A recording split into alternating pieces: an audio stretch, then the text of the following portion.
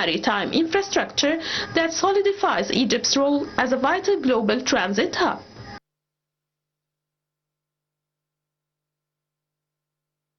Well, we're still here at Nile TV International, our today's edition of Cairo Local Time, and to shed more light on this, we're most delighted to be joined over the phone by our prominent guest, Dr. Mohamed Ezaby, political and economic analyst. Dr. Ezaby, great pleasure always having you with us.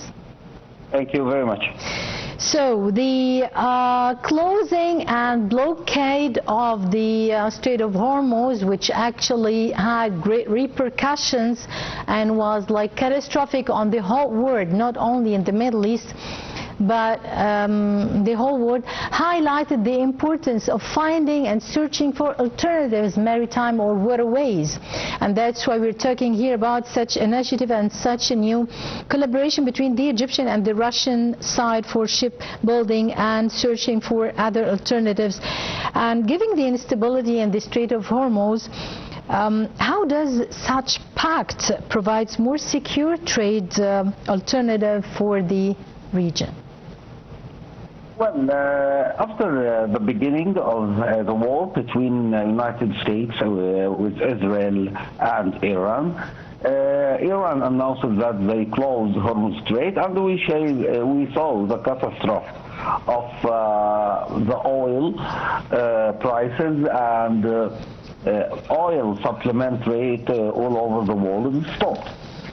So many countries start to search for more supplies of oil, of energy through other countries, especially after what happened from the U.S. Navy and it closed all Iranian ports, and in return Iran closed Hormuz Strait completely. So we know that Russia is one of the most greatest oil productive, and they need the way to the Middle East and Africa. So Russia and Egypt have agreed economic ties, especially after starting this war. We can say that the economic ties between Egypt and Russia have evolved into a strategic partnership, especially after 2014, when both countries sought to diversify alliance aimed shifting global dynamics. For Egypt, Russia represents a reliable partner outside Western conditionality, while for Russia, Egypt is a gateway to Africa and the Middle East, particularly after tension with the West following the Ukrainian crisis. So many countries start to look for Russian oil, and because United States make many things to prevent Russia to export their oil. So Russia also start to find a new way to export their energy to Africa and to grains, the Middle East and European countries. Of course, yeah. How this new logistics corridor is specifically supposed to reduce the transit time, the costs, and also to securitize to stabilize the food security crisis currently affecting the whole world and especially the African continent?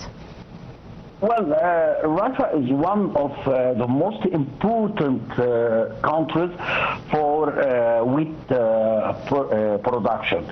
So it's a very important for food supplementary for African countries and other Gulf countries. So no things can prevent Russia to export their wheat to Egypt, and from Egypt they can be exported to many other countries like African and Gulf countries. Especially Gulf countries depends on Hormuz Strait and exporting food, and the other way for Gulf countries is Egypt. through Suez Canal and Red Sea to Yanbu in Saudi Arabia and to many other countries in the Gulf countries. So by cooperation between Russia and Egypt in the field of wheat, it is very important for Russia to depend on Egypt in this, not only for oil but also for food. Also, we know that Russia is one of the important countries for oil, food oil production, and many countries depend on oil from Russia and Ukraine to export it for their people. Egypt try to be a main source for food for African countries and Middle East countries through partnership with Russia. Yeah, well, Dr. Mohamed Ezaby, political and economic analyst, many thanks for being with us and for your insights and valuable views. Well, we're going to the another report concerning the factory complex and the new partnership between Egypt and Kenya in the field of producing the pharmaceuticals, as Egypt has great impact in such a field and now exporting such experience not only in the real estate to the African countries within the African continent, but also the pharmaceutical industries as well, and trying to enhance the specified healthcare process in East Africa within this framework with the Kenyan partner. The Suez Canal Economic Zone has finalized a $100 million agreement to develop a massive ready-built factory complex in the Sokhna Industrial Zone.